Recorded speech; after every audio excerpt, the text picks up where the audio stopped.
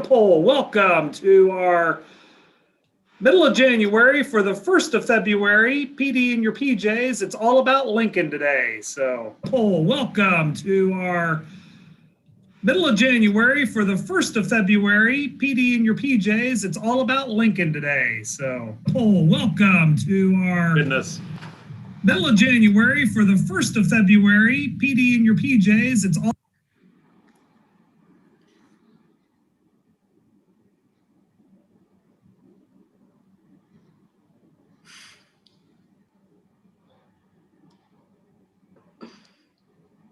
All right, Chris, can you still hear me? Yep, I think you and I both had the YouTube live going at different times. Yeah, so yeah, you're good. Okay. Sorry about that, folks. The wonders of technology.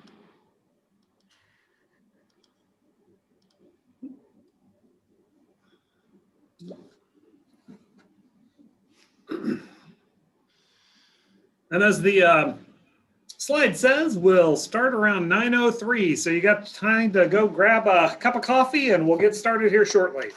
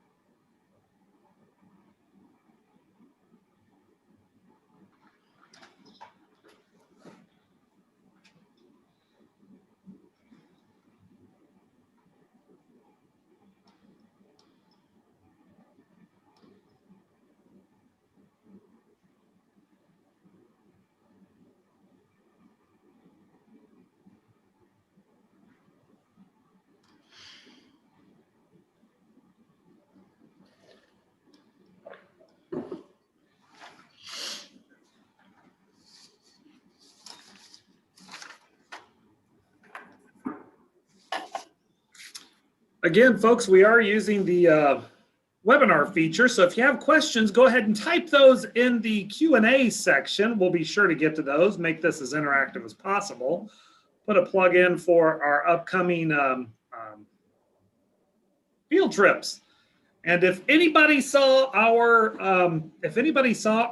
visit to the Pro Football Hall of Fame, put that in the chat.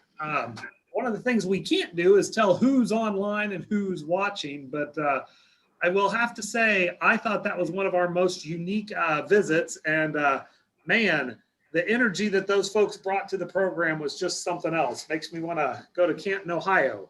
So, and people accuse us of being a little excited sometimes about our stuff, but man, those guys were nuts about pro football. And we will be doing another trip with those in the fall. We plan on doing something related to careers with the Pro Football Hall of Fame. So excited about that opportunity. Well, it looks like it is 9:03, so we're going to go ahead and get started. I'll end the polling right now, and we'll go over our poll questions. So here's the deal. Our first question, we're going to see what you know about Lincoln. All of us Land of Lincoln lovers. First off, Lincoln is the only president to have received a patent. That's pretty cool. What was this patent for?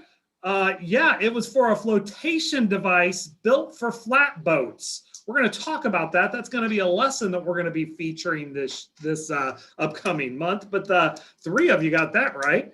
Next, Lincoln did many things to benefit the Department of Agriculture, to benefit agriculture in the U.S. Three of these are true and one is a lie. Three truths and a lie.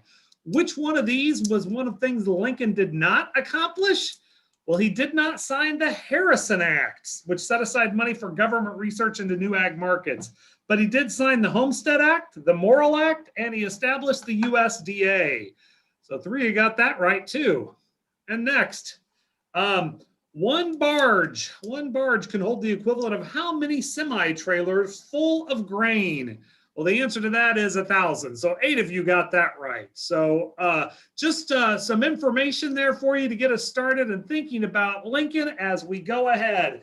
In the the chat questions. Can the video still be accessed? You can. You can find it. It's a live YouTube video under our field trip option on beyondthebarndoor.wordpress.com, where all of this stuff says. And Melissa Lamchek says, not a sports person, but it was a great interview, and she sent it to her history teachers and coaches. Again, we thought that was, it's one of those things that when we go live with these folks, we never know what we're going to get. And each time our field trips have certainly not let us down, that's for sure. So excited about that. But we're going to go ahead and get started with our Lincoln information, with our information on Lincoln. And today, our material is being brought to you by our friends at the Department of Agriculture, the Illinois Department of Agriculture. What we've done is we've worked with our key partners from our program council. The way the Ag in a Classroom program works, think of us like a school district, and I'd be like the superintendent. I have a school board, much like you teachers do, and our school board is our program council. And various commodities, including the Department of Agriculture, send representatives to sit on our program council to talk about all things ag literacy. And we've been featuring these sponsors throughout our PD and your PJs. And they are going to be providing a modest gift for you, but we're talking about Abe Lincoln and transportation. So our theme this month is all about Lincoln and transportation, mainly because we knew there was a new book coming out, and we're really excited about Peggy Thomas's new book, Lincoln Clears a Path.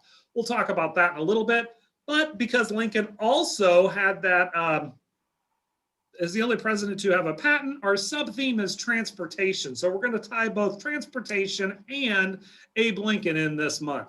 But first, we're really excited because the Department of Ag said, hey, what could we do? The director wanted to join us. And I said, well, it's 9 o'clock on a Saturday. And he said, oh. And I said, what if you send us a video instead, which he did. So what we're going to do is we're going to share this video from Director Costello. Jerry Costello is the director of the Department of Agriculture. We're going to share this video to learn just a little bit more about the Department of Agriculture and their role with Ag in a Classroom.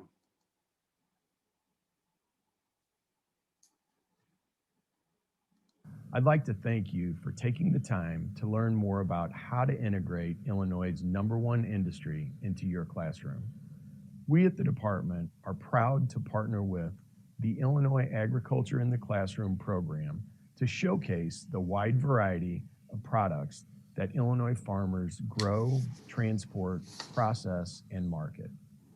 IDOA oversees many aspects of agriculture in Illinois, from pesticide use to animal welfare, and even protecting consumers, making sure weights are correct on anything they purchase, from gas pumps to weighing diamonds. We also host the Illinois and DuQuoin State Fairs. In fact, our office is located on the Illinois State Fairgrounds in Springfield.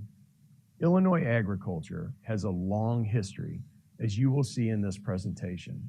In fact, the 16th U.S. president, hailing from the great state of Illinois, established the U.S. Department of Agriculture in 1862. I hope you enjoy learning more about the land of Lincoln and our state's #1 industry. And with that, we are really excited that Director Costello was able to join in and help with us. And just so you know, we do have a number of key partners. The Department of Agriculture is certainly one of those. To start off with, we're going to change things up just a little bit, and we're going to do a highlight of some of the books that we're going to be reviewing. A number of your county ag literacy coordinators already have these books. So between your local library, the interlibrary loan, and your county coordinators, you should be able to find a copy of these. And we're going to go over a couple of those right now. Let's start when Lincoln was a young man, a kid. This is a great book by Deborah Hopkinson. Abe Lincoln Crosses a Creek.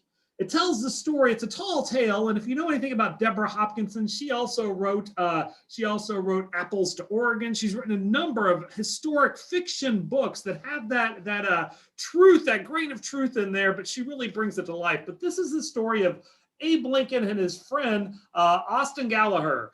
He fondly remembers Austin Gallagher in later days from Kentucky, a friend of his who in theory, saved him from a swollen creek when they were young students. Really enjoy this book, Abe Lincoln Crosses a Creek by Deborah Hopkinson. Next up, one of our Illinois authors, Eileen Meyer, The Superlative A. Lincoln. The Superlative A. Lincoln, Poems About Our 16th President. This is one of the Illinois Reads features for 2020 and 2021. They're continuing the same features this year. But this is a great book, and one of my favorites is Lincoln as the most distracted farmer. Now, the cool part about this is poems that Eileen Myers has written, and then each page also has great back matter talking about what she was doing. So throughout there's the strongest conviction, the worst roommate, the best advice, all these different things about Lincoln. The Superlative A. Lincoln, I think you'll really enjoy, from Eileen Myers, an Illinois author. And then next, Lincoln Clears a Path by Peggy Thomas.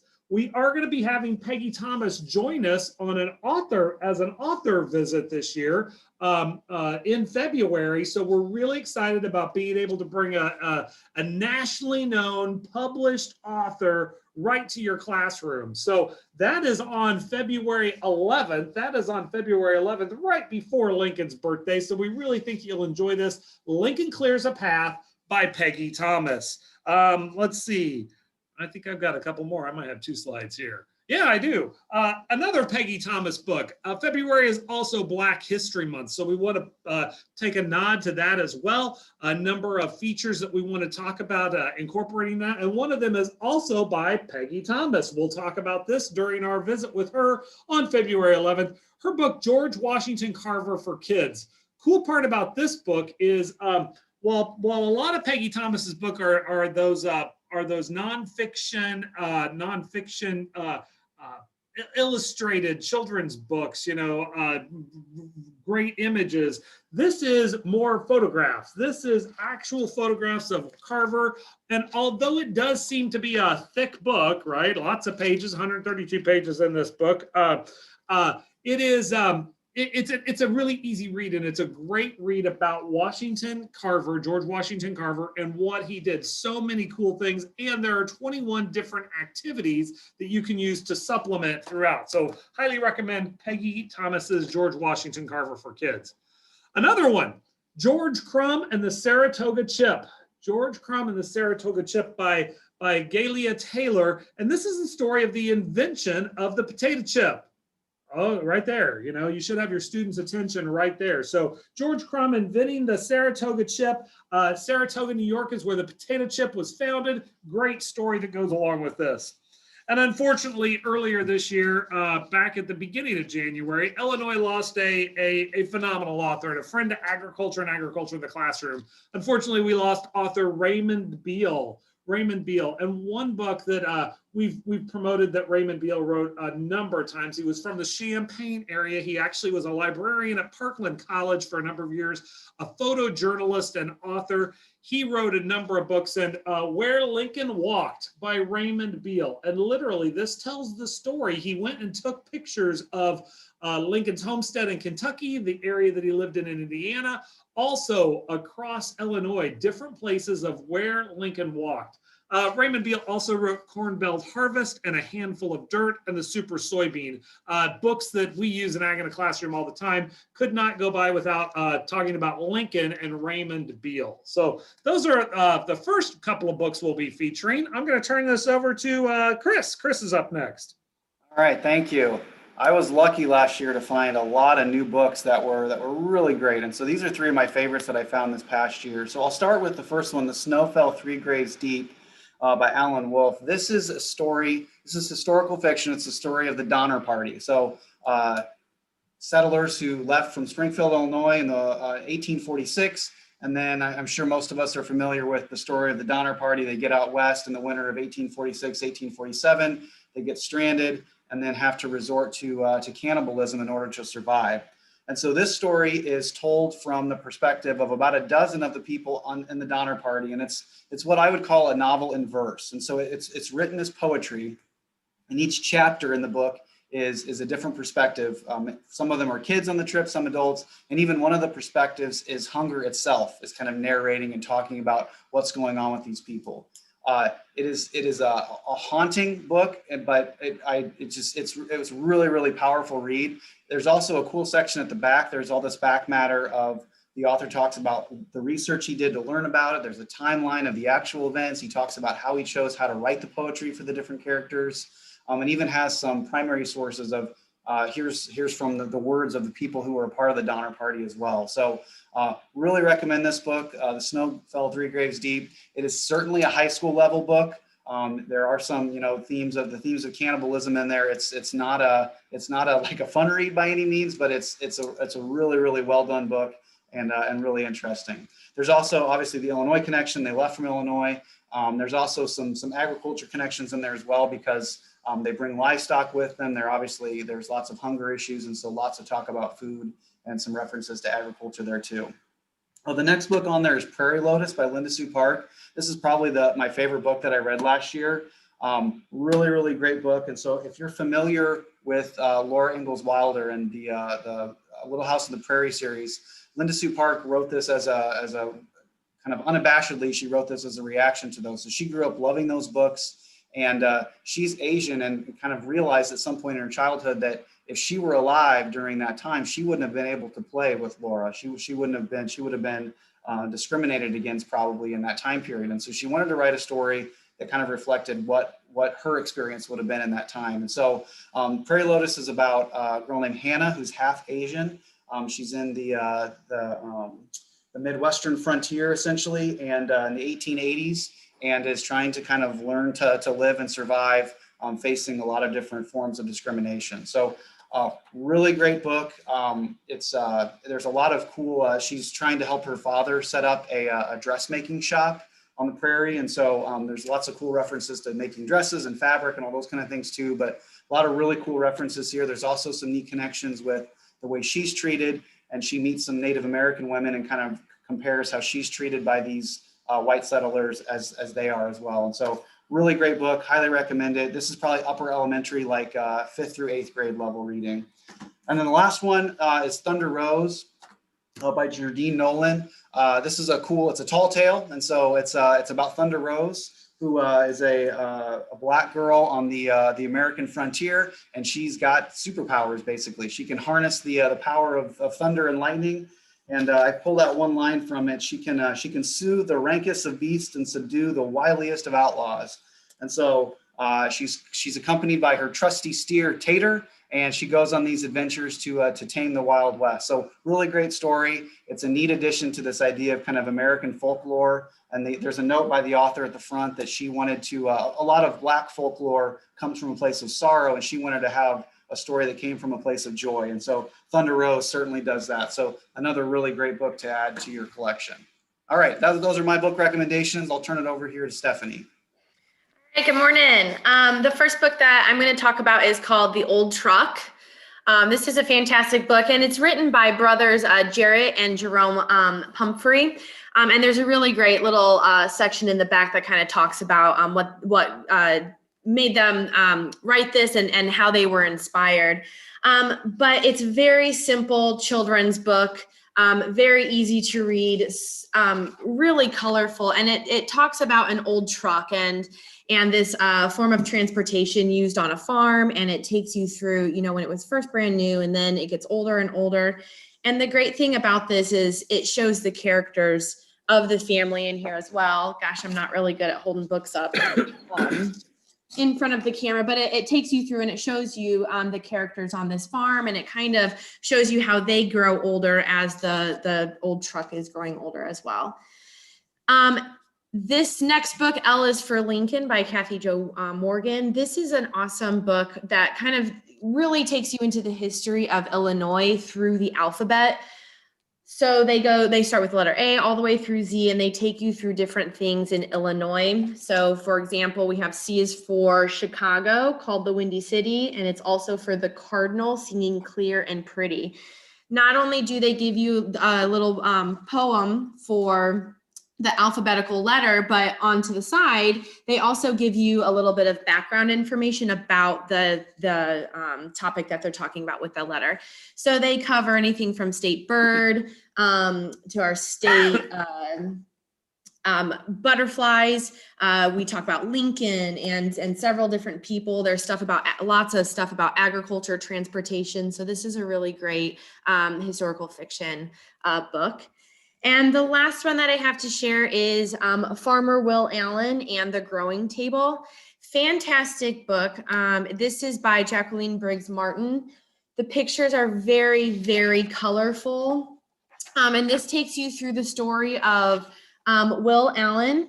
And he used to be a professional basketball player, played in Belgium, comes back to the United States, living in Wisconsin, and wants to figure out how you can feed people in the inner cities. How can you have urban farming? When you go to urban cities and you're seeing that there's not, any farmland or anything, how can you do that? And this is a story of how he turned a city block that had bad soil, nothing, into a beautiful farm that many people learned how to grow vegetables and all sorts of different things from. So this is also a really fantastic book.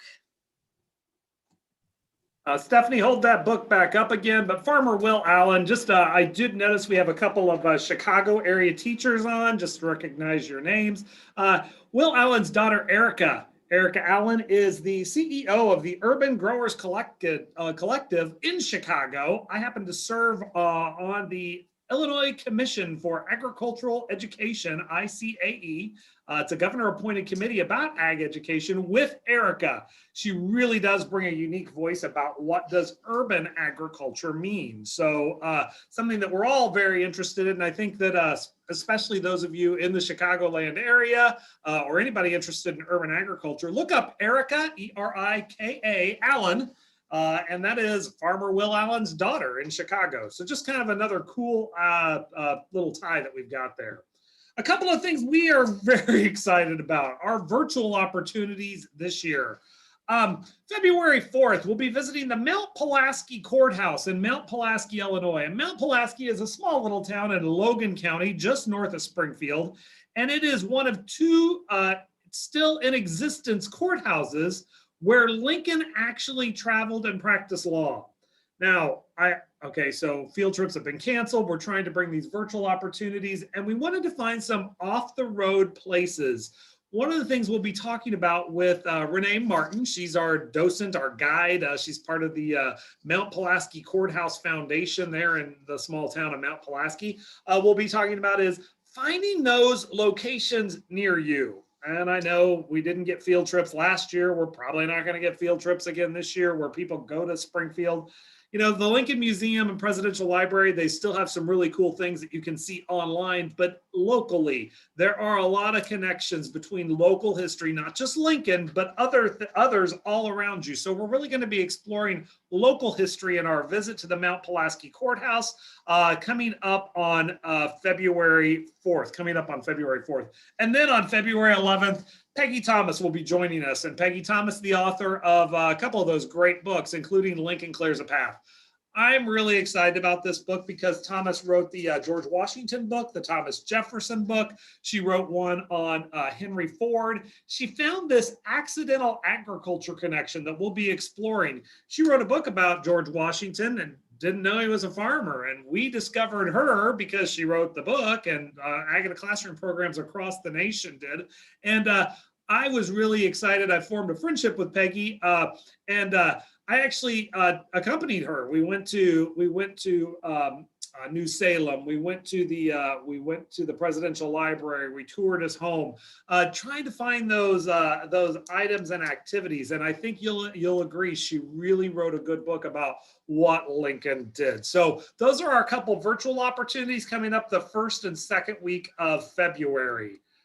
Next up are our themed challenges. We have our themed challenges. So Stephanie's got the first one. All right, so coming up in February, and this is actually going to be released at the end of January, so I believe sometime next week. So one of Abraham Lincoln's very first jobs was to steer a flatboat or steering flatboats down the Mississippi River into New Orleans. And so we wanted to incorporate that idea, especially since our sub-theme is transportation as well, looking at tinfoil flat boats. And so the challenge for your kiddos in your classrooms are to design a flat boat out of tinfoil and then see how many pennies it can hold before it sinks. And so one of the great things about this activity is that you can look at all sorts of different boat designs, observe what their shapes are, how wide they are, what does the bottom of the boat look like, all of that kind of stuff, and then have them design their own flat boats and then make it a fun competition and see how many pennies their boats can hold. And then if their boat sinks after only a couple boats, have them think about, what changes could be made to hold more pennies. And so it's just a really fun little challenge. Again, that's going to be coming out next week. And so that's our February classroom challenge. And our family cooking challenge for our families at home, what to do. We're promoting Mary Todd Lincoln's almond cake. And if you Google Mary Todd Lincoln's almond cake, you're going to find several hundred different recipes. We found one, and my wife and I made it last night, and it is really good. It's a homemade cake, almond flavored. You need some almonds, but other than that, there's nothing special to it. Again, thinking about what she would have made, it's a bundt cake and top it with powdered sugar icing. So I think your students and your families will really enjoy this. But we're encouraging people to learn a little bit more about Lincoln, what he ate, where it came from, and again, Duncan Hines and Betty Crocker weren't there. You had to make your own cake. So a cool activity to go along with it. And I will tell you, it is very good. So I would highly encourage it. Chris came in the office and he's got a couple of pieces. Stephanie chose to stay at home, so she's losing out on the almond cake today. But we're going back to Stephanie to talk a little bit about polishing pennies. All right. Yeah, I'm so sad. Cake is like my favorite food. So I'm missing out today. But so our family engagement challenge for the month of February is called Polish a Penny. So incorporating Abraham Lincoln with the penny.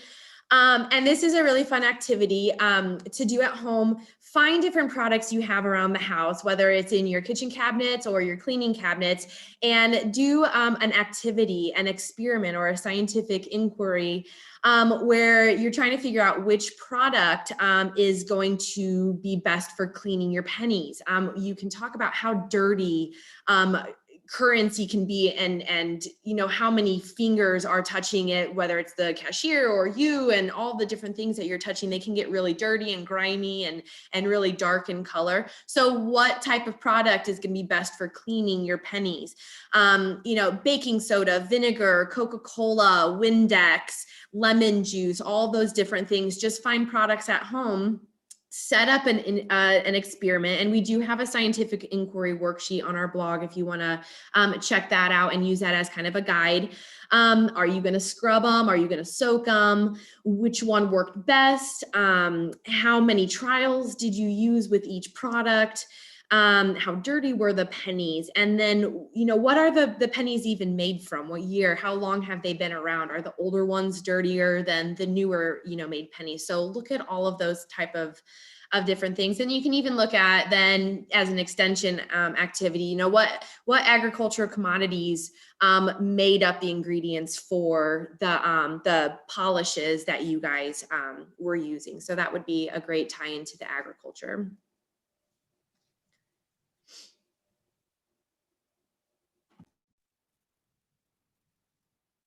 All right, I'll go ahead and start with our lessons here. And so our first lesson that we're going to release here this month is L is for Lincoln. This is essentially an Abraham Lincoln timeline. And before I go into too much detail on this, I do want to say too, so those of you who've been following along with us, we've been releasing weekly lessons since August. And so we've done this every Thursday, released these on our blog as well as on our Facebook and Instagram pages as well. And what we decided to start doing here is that anybody who joins us on our PD and your PJs, we're going to give you access to those right off the bat. And so you can feel like our VIPs if you want to feel special with that, and please do. And so there's a link to our blog and the email that I sent you with our webinar links today. There's a link to the webpage for today's presentation. And so all the resources that we have that we're giving you today are going to be on that page, including they're already up there. You can access all these lesson plans and download those and kind of plan ahead how you'd like to utilize those this month. So if any of these strike a chord with you and there's something you want to try to do, you can pull those up today and start looking at those.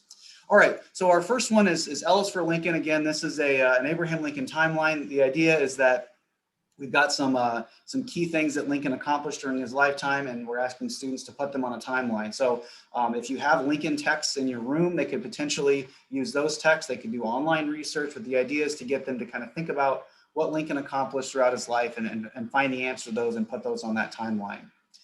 I also want to point out, and this is a lesson that would kind of pair with this well, on the left-hand side of your screen there, you can see our Ag Venture. And so this is something that we've been working on the last couple months, is trying to create these one-page activities that would pair with all of our different ag mags. So in case anybody doesn't know, we produce all these ag mags on a bunch of different topics. You can get free classroom sets of those if you contact your county level ag literacy coordinator. If you go to our website, agintheclassroom.org, there's a link there that says contact your county coordinator, and you can get those ordered. And so what we've tried to do is create an additional way for you to use those as a text in your classroom. And so this is our Illinois History Ag Venture, and Stephanie's done a really nice job with these. And so basically it's trying to work with your students to develop a bunch of different comprehension type skills related to our ag mags. And so it's kind of a fun exploration of the ag mag and gets them to kind of dig deeper and look more closely at those. So we have those for a number of our ag mags. We're continuing to work on those to release them for all of them. But this is one of my favorites here. This is the Illinois History Ag Venture. And again, I'll have that up on the web page for today's presentation too. All right, with that, I'll have Kevin advance the slide, and we're going to go on to Stephanie's going to talk about week 2 lesson. All right, so week 2 for the week of February 8th. This activity is all focused on transportation. So your kiddos are going to learn about Illinois history and transportation for agricultural products, and then also other important products. So it's really designed to help students really critically think about the impact that transportation has on their daily lives. And so the activity is set up for students to do some reading, some researching about different transportations.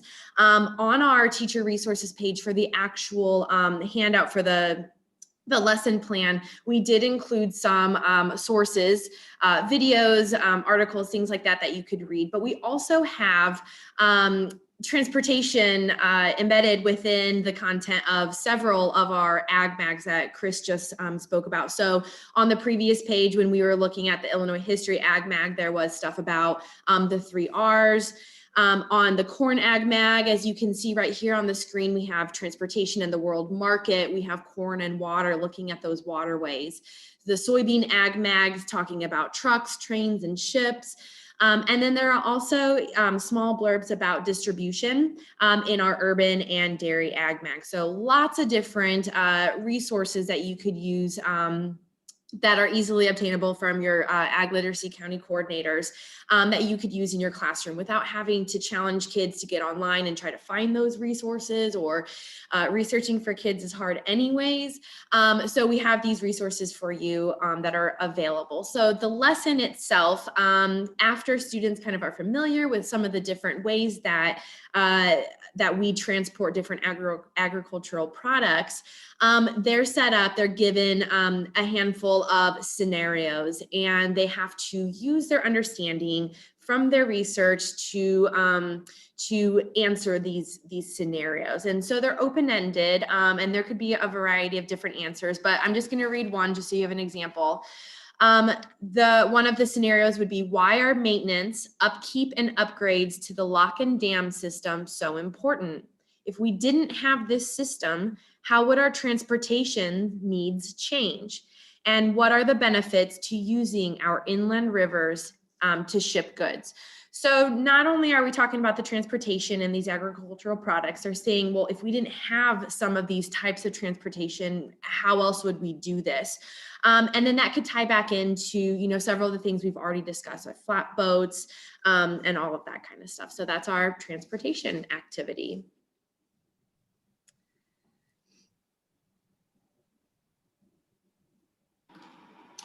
All right, our third week activity is called Navigating Illinois Waters. And so again, focusing on river transportation. And essentially what we're going to give you is a county map of Illinois. And then we're going to ask students to get a number of different colored pens and markers and things like that. And it's essentially like a scavenger hunt where we're going to give them these prompts and they have to figure out what part of the state to mark. So they're going to mark, their hometown, they're going to mark the Mississippi River, all sorts of different rivers and areas of our state.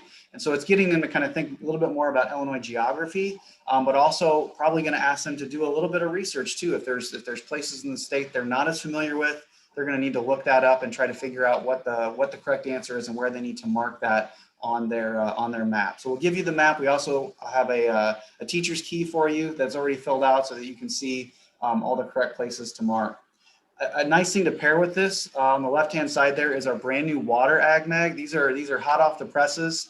A really great resource talking not only about water as a natural resource and as something that we need to conserve and take care of, but also pulling in that transportation aspect as well. So you can see on the first page here, there's a big section about the Illinois locks and dams. And so if you're not too familiar with our lock and dam system in Illinois, this is what allows us to use our rivers as such a meaningful transportation system in order to get not only agricultural products, but also all sorts of different products and manufacturing up and down these rivers. And so this has been a pretty important scientific and technological advancement in order to create these locks and dams and allowed, the problems that Lincoln had running flatboats down the river don't exist to the same extent anymore because of these systems that we have in place.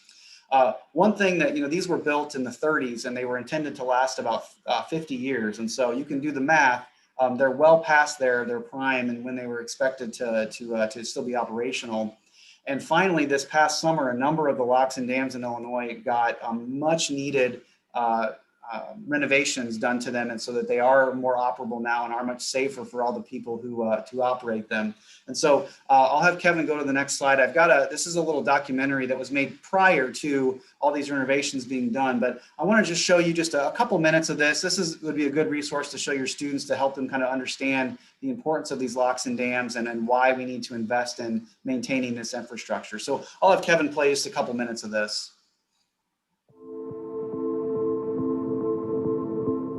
There are many reasons why the United States is an economic juggernaut. Our technology, skilled workforce, and productivity make us the envy of the world. But there is one major contributor behind the scenes that we oftentimes forget: our ability to move goods easily and economically through our transportation infrastructure. One of the most cost-effective methods of transport, our nation's inland waterways, is in danger of becoming obsolete. All the result of decades of delayed improvements to our crumbling locks and dams. Industry leaders have been well aware for years, but nothing has changed.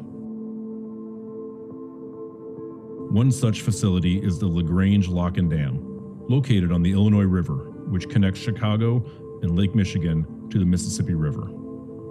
It was built in 1936 and designed to last 50 years. That was 80 years ago. Every day, about 70,000 tons of goods worth $27 million travel through here. Grain, petroleum, manufactured goods, chemicals, coal, and more, representing billions of dollars to the U.S. economy each year. Lots of tonnage goes through this lock, and it's wore over the years. It's wore the lock walls concaved. No one is more aware of the situation than Bill Cross, who has been the lockmaster at LaGrange for 27 years. Each and every day, he and his crew have to work hard hours just to keep the vital lock and dam functional. I mean, it's age, just age. It was designed to last 50 years. It's 80 years old, and it's never stopped being used. The lock chamber's bad shape. All the machinery in the lock is very bad shape. You can't get parts for any of it. Some of the parts we're running off now we've made. A lot of the parts that we're using are robbed from Peoria Lock when they've done a rehab. We get calls where myself and the assistant lockmaster and the mechanic are on call 24/7. But the issue is more than just all the effort to keep the lock working. The lock poses a danger to every barge that moves through it. We've got big chunks missing in the lock wall holes and jagged edges, which is dangerous to the industry, We got to be real careful with getting a boats in and out of this lock that they don't hook into that jagged steel. And it's not just Bill Cross's opinion.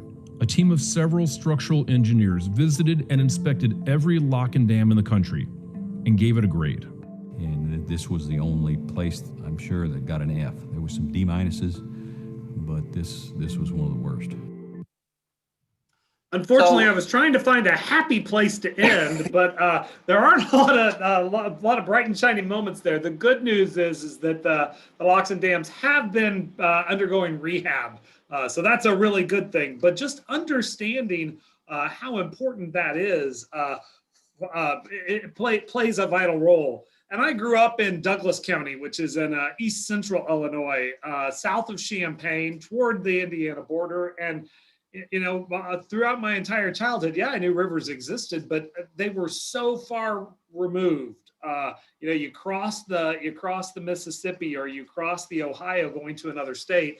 You didn't really think about it because we were all about the other two R's, roads and rails, not necessarily rivers. So with that, Chris, I'll let you go ahead and finish up. Sorry. Yeah, so I think it's, as Kevin pointed out, a lot of us don't always think about this, but if you think about, in our poll question at the beginning, every barge that goes down is the equivalent of 1,000 semis we're taking off of our interstates, right? And so it does have implications for our everyday life for sure. Another thing, I'll plug our Water Ag Mag one more time. One of the interviews that we got for that new Water Ag Mag is actually a barge operator who goes up and down the rivers in Illinois. And so he's on the river a month at a time. Working 16-hour days for a solid month. And so it's a really cool interview and a really great kind of insight into a career that I think, maybe a lot of students don't even know exists, but just kind of learn all the things it takes in order to deliver all the goods that we, appreciate every day. We kind of take for granted all the work that goes into actually transporting those safely and efficiently and all those things. So that's our Navigating Illinois Waters lesson. And again, our brand new Water Ag Mag as well. That Ag Mag is also online. I have that linked on the webpage for the PD today. So if you want to take a look at the online version, you can do that also.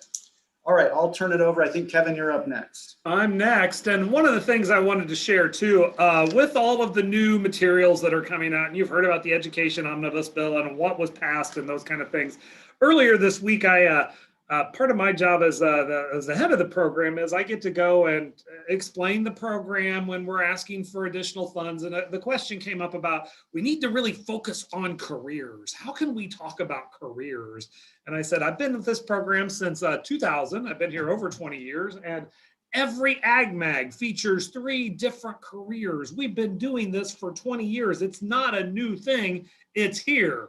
And then the next person said, well, what about pollinators? And I kind of threw my pen down. I said, we've been making butterflies out of bags and paper plates for 20 years as well. So we're doing some of the same things that are hot topics now. The environment, careers, we've been doing them and they're there for you. So we hope that you'll do that. We got a couple of comments talking about the lessons. We appreciate your activities. Hey folks, if you get and you can share backs of heads or kids or you got that, share them with us. That's the kind of stuff we like to see. So appreciate we appreciate you thanking us for the lessons. That's what they're there for. Share it with somebody else and share it on our social media pages as well. Let's go back to the lessons though. But you know what? We're all about Lincoln here in Illinois, but let's not forget it's Washington's birthday too. So we're going to throw this in. You can't do Washington's birthday without going back to Peggy Thomas's original ag book, her accidental ag book, Farmer George Plants a Nation by Peggy Thomas.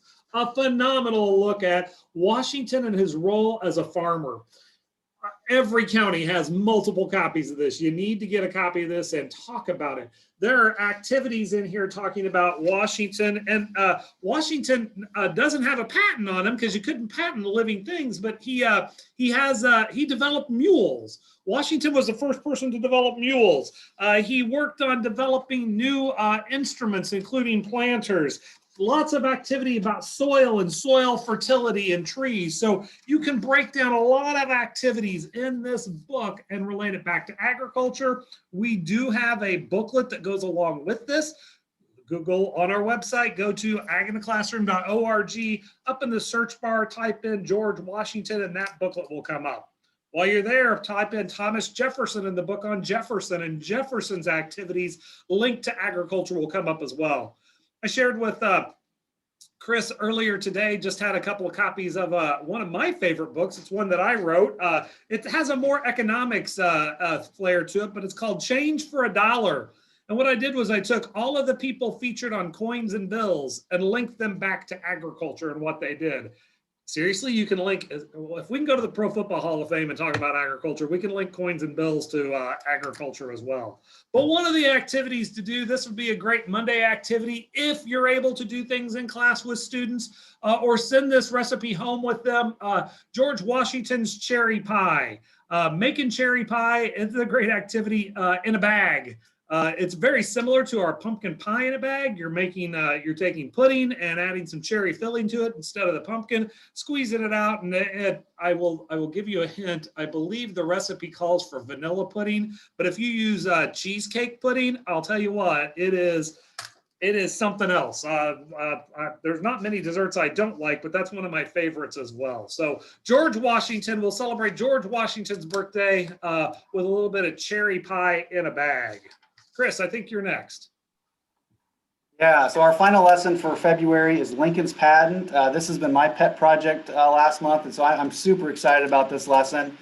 So essentially, we wanted to highlight Lincoln's accomplishment to be the only president to receive a patent. And so you can see the drawing up there is the original drawing that was used as part of his patent application to create this flotation device that would allow flatboats, if they got stuck on a sandbar, they could inflate these things that would lift the flatboat up and then allow it to continue to go down the river. So before I go into too much depth on the lesson, Kevin, if you want to move forward, and I have a short video that was created, I believe by the History Channel, if I remember correctly. And this kind of shows some images and some quotes from this time about Lincoln's patent. So I'll show this short video first and then talk about the lesson.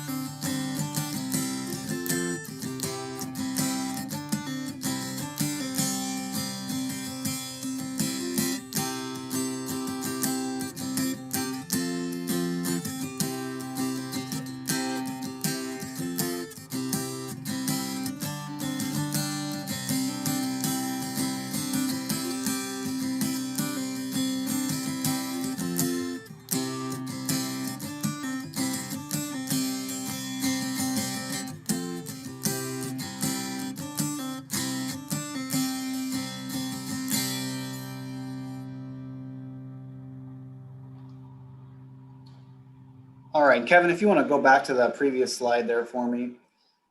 So I love that quote from Scientific American, that this idea of there's lots of people who would like to invent this, but probably very few of them would actually be able to become president as well. So I think this is a great lesson for students, that no matter what you want to do as your career, we can still have our hands in all sorts of different things. We don't have to be interested in just one thing. We can still try and be innovative and creative in all these different areas as well. So yeah, as far as we know, Lincoln's patent was never actually used, as that quote from William Herndon suggests.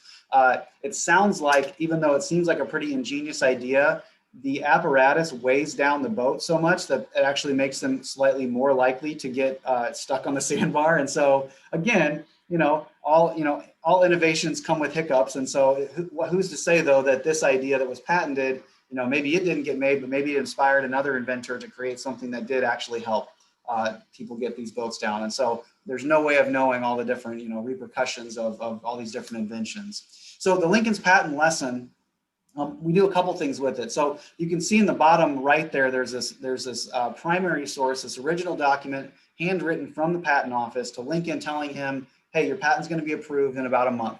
And so what we've done is we've taken that primary source and we're going to ask students to look really, really closely at it and analyze that text. And so we have the original text as well as a transcript of it in case you don't want to have your students try to kind of fight through the cursive to read it. You can do either way.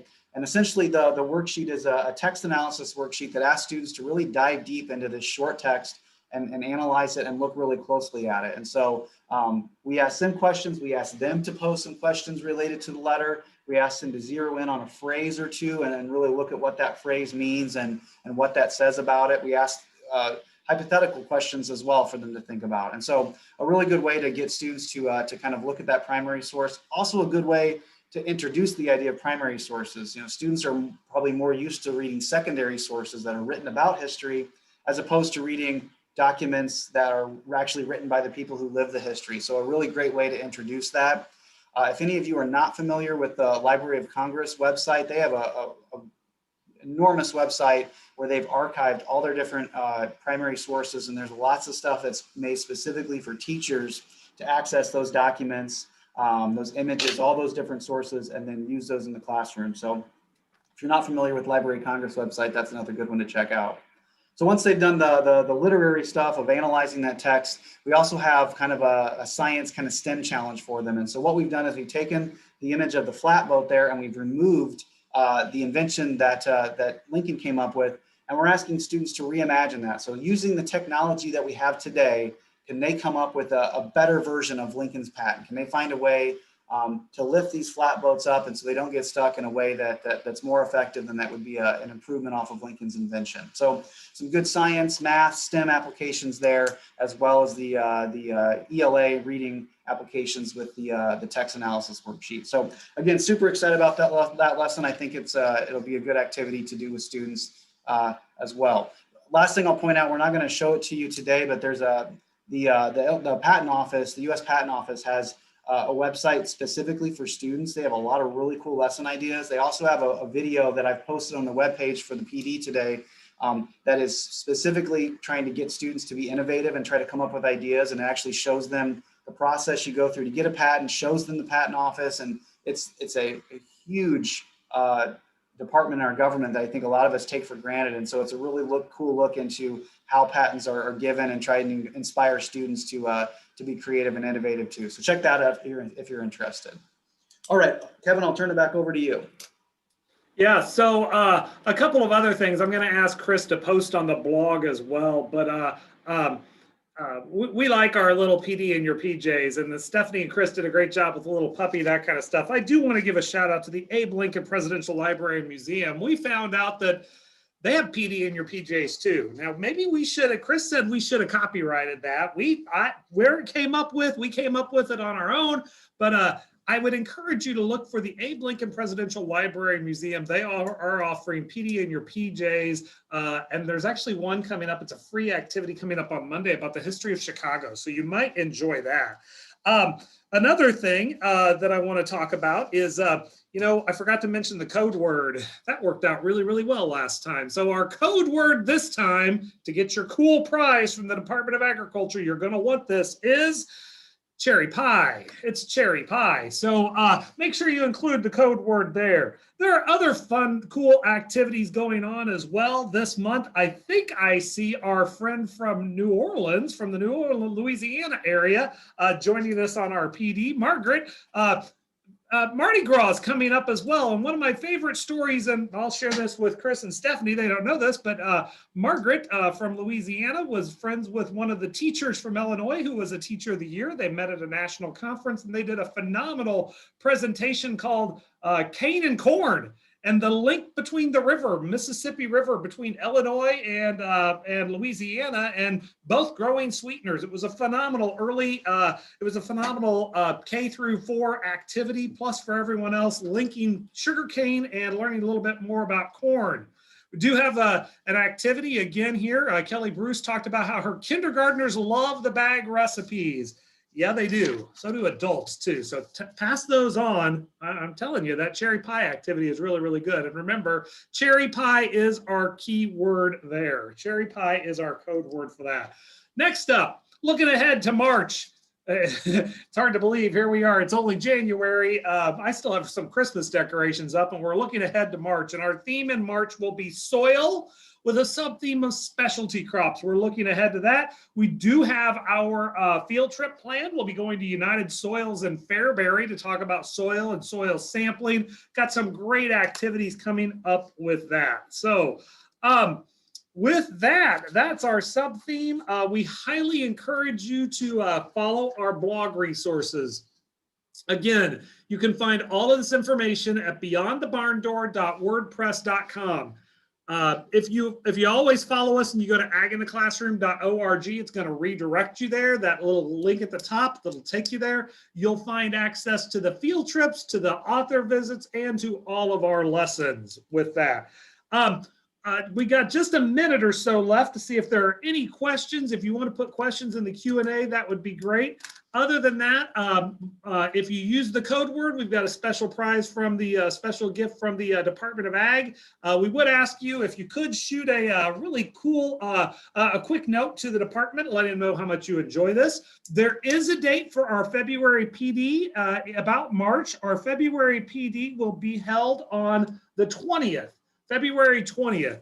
We're trying to do these the third week of the month for the next month, but it will be February 20th. So we'll make sure that we post that as well. That was a great question from, I think it's Lisa Forsman.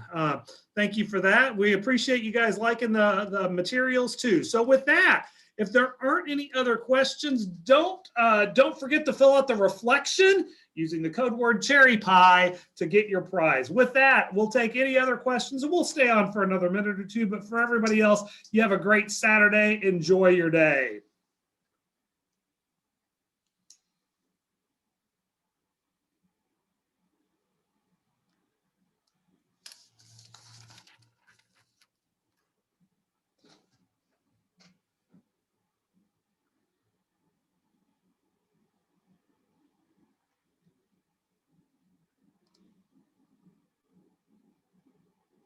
Stephanie, Chris, you guys can see the questions, right?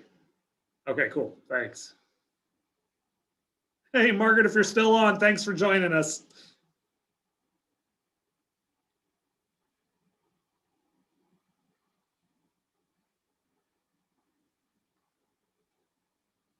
All right, I think we're done. I'm going to go ahead and end this, Chris.